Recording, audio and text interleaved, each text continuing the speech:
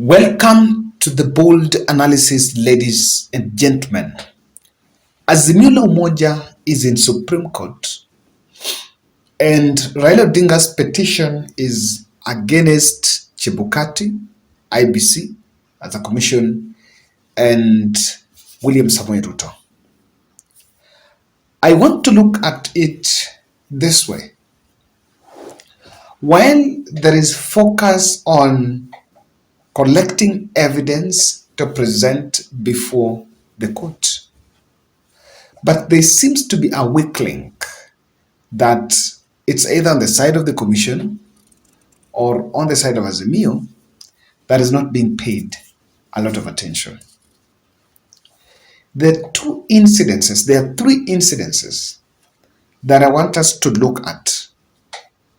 Number one, the death of Embakasi East returning officer.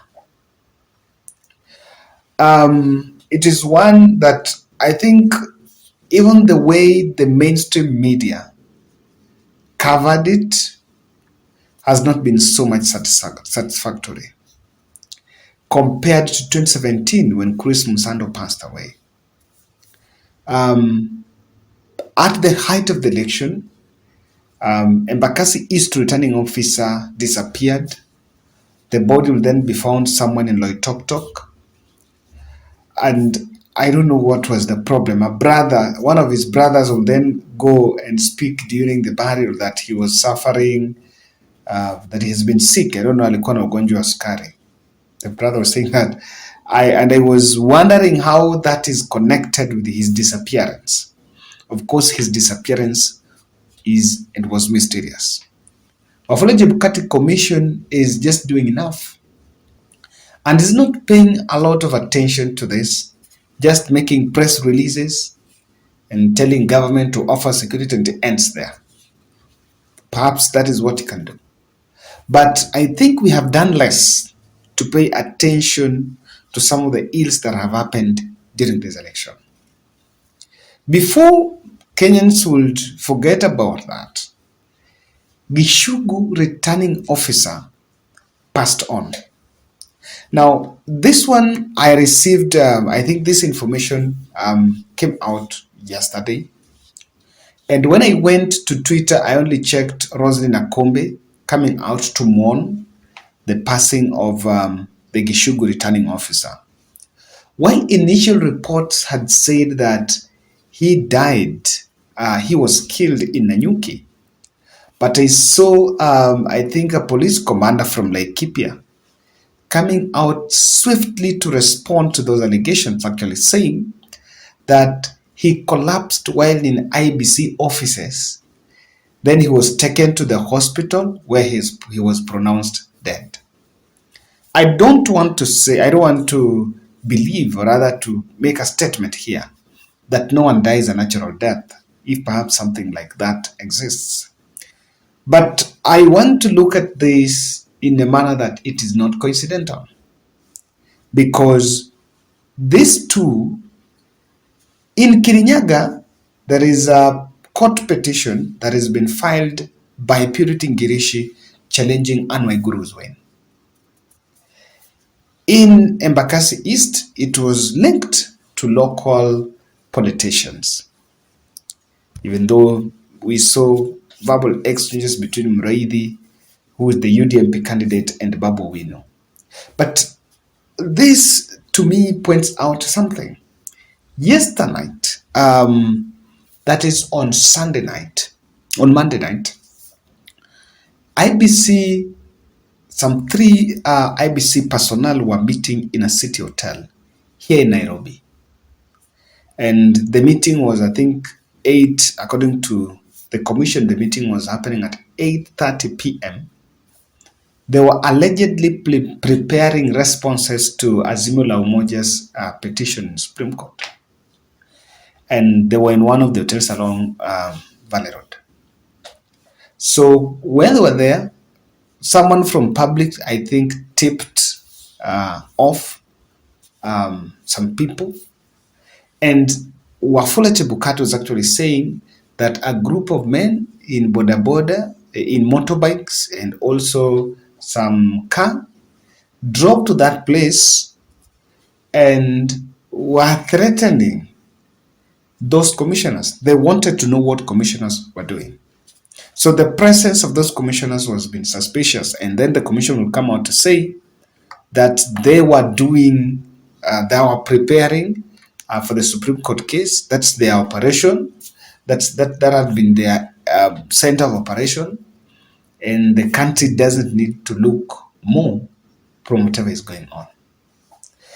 This is all, and it points out to also some suspicion on what exactly is happening, because I feel as a country we've not paid attention to it. We know that everyone is trying to grab his scientific calculator to crunch the numbers and just find out whether Azimio or UDA who is going to carry the day in Supreme Court. But I think the current disappearance and the death of the returning officers should worry the country and the relevant stakeholders. Because who next?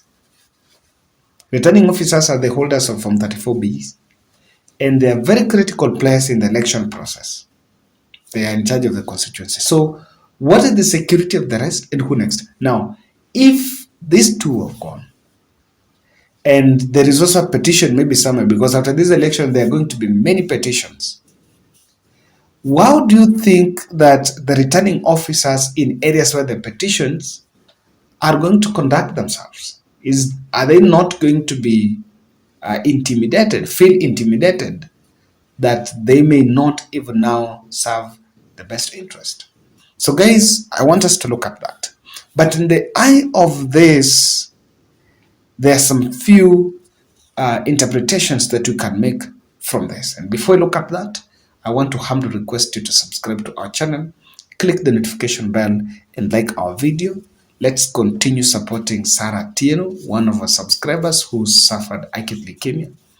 And we've been doing a fundraiser to help offset her medical bill.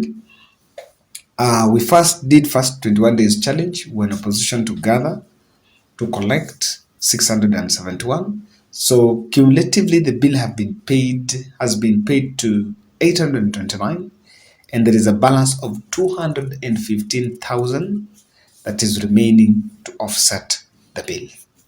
So we continue to did an extension of 15 days. We believe that by 5th September, we will be in a position to achieve the target and pull her and get her discharged. Number is 0710 62 78 89. And you can also reach out to Sarah directly, Sarah Tieno Nyango. Her number is 07 16 357 360. And I want to say big thank you to some few people who have also come out to support Sarah in terms of paying house rent. I don't take it for granted, because through this platform, someone is getting assistance. That's my joy. Now, something should be done. And I think the political stakeholders should actually have, or rather the commission and the political parties or agents, let's say Azimio and the government, should actually look at this, that the death of these personnels and the kind of harassment that they're receiving could be models of witness interference. There is a lot of models of witness interference. And so I don't think it should be taken lightly as just people losing their lives. And so if there is a witness protection policy, which I know it is within the framework of the law, then those areas where they know that the returning officer are really needed in some of these critical cases, they should actually be protected. Because, for example, when an MP goes to challenge and is heading to court, the returning officer will either become a suspect or a witness to that case. He must find himself on either side.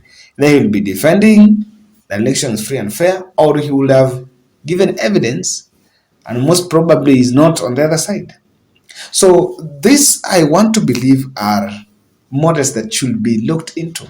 The next time you'll hear, I normally tell people that when you see in the county that your council office imechomeka with files, those are just designs of witness elimination, just to make sure that you clear the evidence. Where you wake up in the morning and unasikia ati sijui roof ndio ilichomeka. Those are just things that are state managed. So people should be very wary. Otherwise, some critical witnesses will not get their way to court. Now, there is a probability of unmet agreements or probabilities of unmet goals where people might have talked, people agreed, there are some favors, or there are some things that were supposed to be met, and those agreements were not met. And it just points out to the way the system is infiltrated. I think this is also playing out. I normally say that some of these things doesn't happen in the vacuum. We stay in a country, and sometimes elections have a lot of interest and stakes. Then I think what should worry Wafula Chebukati and Andrew Limo and the whole communication team is the public mistrust on the commission. I don't know, this is already maji yakishamwagika hayazoleki, but they need a radical strategy, at least to revive back, so that Kenyans, the public, can actually trust them. Someone, when I was prepping this, someone was telling me the best thing to reach the public trust is to go and offer evidence in court and just make sure that they own up on some of the challenges, or they own up on some of the issues that Azimio are raising on hacking. Like, if there was hacking, then there is no way they should defend hacking. If there was hacking, they should just say, okay, it was hacking and it was beyond them. So, because there is a lot of public mistrust, especially what the three commissioners were suffering in the city hotel, where someone, a member of public, seen them, then suspecting they're doing something, tipped people, and then there was a bit of that last minute drama. But then there are also unchecked security flaws. I did not analyze about the Embakasi arrow, but I watched the footage, what was captured by the media, the way he left the place. He met a lady, there was a phone, somehow he disappeared, then will later be found. And I kept on asking, so an RO has security as a bodyguard. Mchana, how did he just get out? Of course, not that he has to go with the bodyguard everywhere. But this means this person was not even kidnapped within the premises. This person was trapped out. I think there should be more vigilance, and people they should not experience security lapses, because some of them are just security lapses. If you compare the Embakasi East and the drama that commissioners suffered in the city hotel. So, guys, that's my bold, that the issue about disappearances and the unfortunate incidents against the personnel of IBIS, while the commission looks at it as elements of intimidation and harassment and mistreatment, but I think there is witness protection that is needed, so that these litigations on this election can have concrete evidence, and some of these personnel will form part of the evidence. That's my bold analysis.